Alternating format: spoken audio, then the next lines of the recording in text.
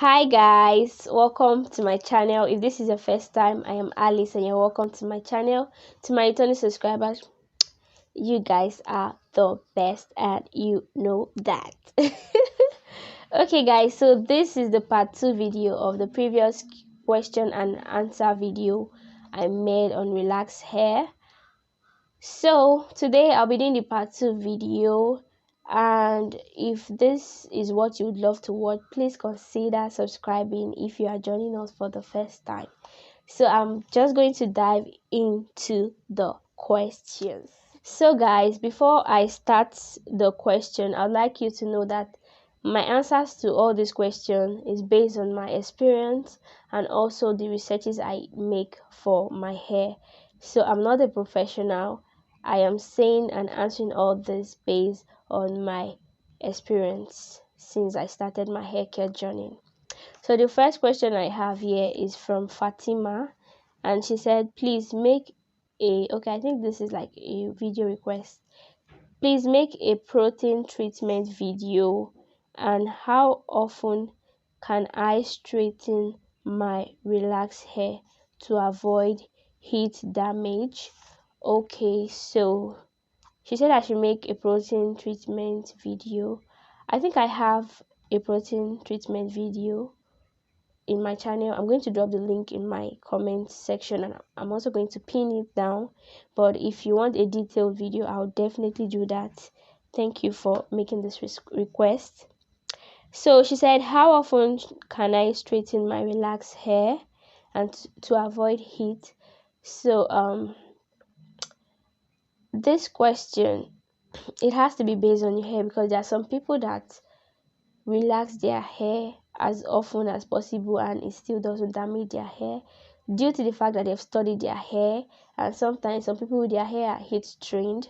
So but for me, I relax my hair. I used to relax my hair just 2 times in a year, because I really have issues with heat. Like it damages my hair very easily, and I tend to, when I have heat damage, it just dries out my hair. So I always avoid heat as often as possible. So like I said, I used to straighten my hair 2 times in a year before, but now I straighten my hair maybe once in 3 months.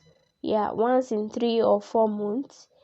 Yeah, I can't really point out because I really don't use heat that much on my hair, but yeah, that's what I'll say. Once in 3 months or 4 months should be enough. And if not, if your hair is not heat friendly, then just once in 6 months or like 2 times in a year. That's just what I can say about the heat, about how often you can straighten your hair. The other question I have here is, how can I make my relaxed hair thick? How can you make your relaxed hair thick? Okay, for me, I used to have a very thin relaxed hair before, but now you guys can see it is now thick. Okay, so I what I did was I started with trimming of my hair, because before I started my hair care journey, I don't used to trim my hair. So I started trimming my hair, and then whenever I go for whenever I relax my hair, or whenever I go to the salon to relax my hair, I always make sure that I'm relaxing only the roots of the hair, like the new growth. So I only relax the new growth of my hair, and then I always ensure that I protect the hair strands with either my oil or hair butter. I always make sure I protect the strand, like I apply it, so that I'll avoid relapses of the relaxer, so that the relaxer doesn't touch the already relaxed part and cause more damage to the hair, and also thinning the hair. So those are the things that I use. I also use coconut oil. You can also use coconut oil, because that is also part of what I've been using that has helped my hair for both growth and thickness. So another question I have, guys, please, in case I'm sounding somehow, please just ignore that. The weather is really cold and it is really affecting me. So please, sorry for that, ignore it. So the next question I have here is, what do you use on your hair? It is dark and it looks nourished. Thank you so much. Guys, my hair is just giving me joy, like lots and lots of comments, even when I'm walking around the street. Okay, that is not what we are here for. So what I use for my hair, like I mentioned, I make use of coconut oil, chebe butter, shea butter. I recently added clove oil to my regimen. So those are the things. I make use of leave-in hair straightener, mega growth products for my hair. These are the things that I've been using for my hair, and it has really been nice. And it's also, I don't know, my hair is also dark. Yeah, those are the things I use for my hair. Another question here I have is from Madonna. She said, how often do you apply heat? I think I've answered this question. Before, I usually use heat, like I straighten my hair just 2 times in a year. But I think last year, 2022, I used heat on my hair, like I think 3 or 4 times. Yeah, 3 or 4 times. So that's why I said it has to be based on your hair. If your hair, like, you have to study your hair when it comes to things like this. You really have to study your hair. So I use heat, like, even, let's not even talk about the heat. Okay, she said apply heat. Now, sorry, the heat can either be straightening of your hair or drying of your hair. So for the straightening of my hair, I do that 2 times in a year, or before. But now things have changed, like I've actually changed a lot of things. So I think I'm going to do a proper relax hair update on that. So if you want to apply heat on your hair when it's not maybe it's not straightening, maybe it's hair drying, maybe it's drying your hair, you can do that. So you can do that once in 3 months. Either is dry, maybe you are using an hair dryer, or straightening your hair once in 3 months or 4 months, whichever one works best for you.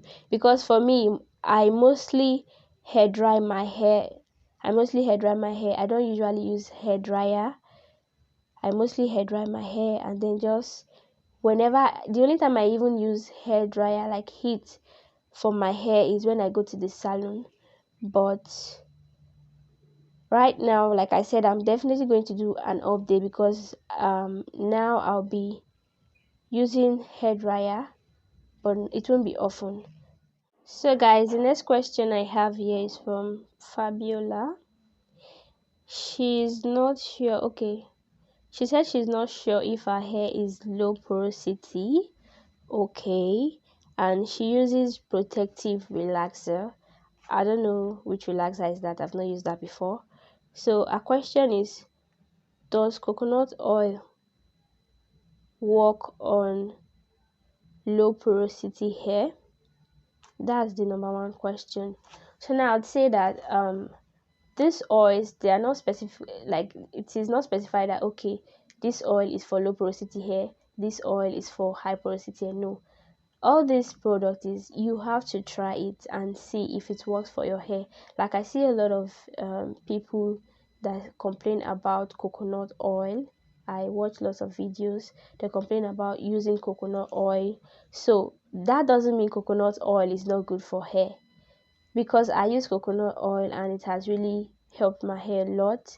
Although sometimes it's not advisable to use it on the scalp, but more advisable to use it all over the strand. But I use it for my scalp and my hair strands as well, and it doesn't have any effect. Like, it has even, rather, it's giving me positive effect. But that's why I said that you have to try it first and see if it works for your hair or not. So I cannot tell you that okay, coconut oil is not good for low porosity hair, or coconut oil is not good for high porosity hair. Before, my hair is okay, yeah, before my hair has always been high in porosity, but now I think there are changes, and I'm still going to try and check my hair porosity, because right now I don't even know where my hair is at, whether it's low or high or medium. And I'm still using all these things, and it is working for me very fine. very, very fine. So I can't say if coconut oil is not good for low porosity hair, or I can't tell if it's good for high porosity hair. But what I can say is that once you try it, if it's not good, if it doesn't work fine for your hair, then it is not for your hair. So that's just it about this question. So the next question I have here is oils. Which oil is good to use for breaking hair? Okay, which oil? Okay, number one is coconut oil, please. Coconut oil, you can use coconut oil, you can use olive oil, you can use avocado oil, you can also use clove oil as well. And then which other oil? Rosemary oil too is good for hair breakage. It's also good to prevent hair breakage. So another question I have here is can I use shea butter as my moisturizer? Can I use hair butter as my moisturizer and seal with rosemary oil or clove oil? Okay, firstly, shea butter is not a moisturizer. Shea butter helps you seal the water in your hair. It doesn't hydrate your hair. So you cannot use shea butter as your moisturizer. You have to get a moisturizer, or there are some oil moisturizer that you can also use as well. So moisturizer, anything is just like this one now. I used to use oil. Whenever I'm doing my moisturizing and sealing, I used to use my oil and my hair butter, either the shea butter or the shea butter, to moisturize and seal my hair. I'm sorry, guys. So whichever one, sometimes I used to use my coconut oil and then I mix it with water as my moisturizer. Sometimes I just use the coconut oil like that as my moisturizer.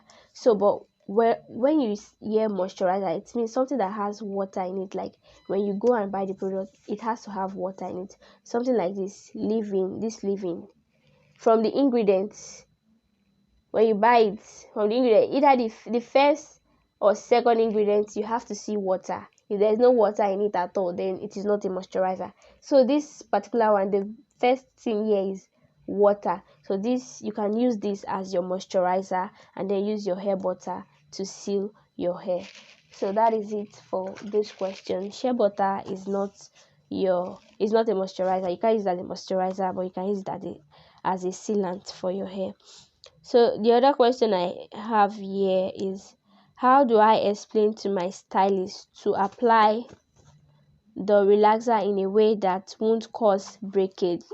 This is so many fears, especially for those here in Nigeria. I don't know about other countries, but here in Nigeria, hey, I don't know, but I don't know how you're going to. You just have to, because it is your hair. It is your hair, and you don't want breakage. You don't want your hair to be damaged because you are scared of telling your stylist that, oh, please, this is the way I want it. You are paying the money, so you have to let them know how you want them to do it. You have to tell them, okay, this is how you should do my hair. Don't make it too tight. Don't make it. You just have to be bold enough to tell them, please. Me, what I do is, most of the time I relax my hair at home, and then the times I go to the salon to relax my hair, before they apply it, I'll tell the person, please, I only want to relax the new growth of my hair. That's how I tell them. So you have to be polite about it. Don't be like, okay, because you're paying money, that doesn't mean, bro, sis. You have to be polite about it. So tell your stylist, okay, this is how I want my hair, this is what I want, and definitely they'll do that for you.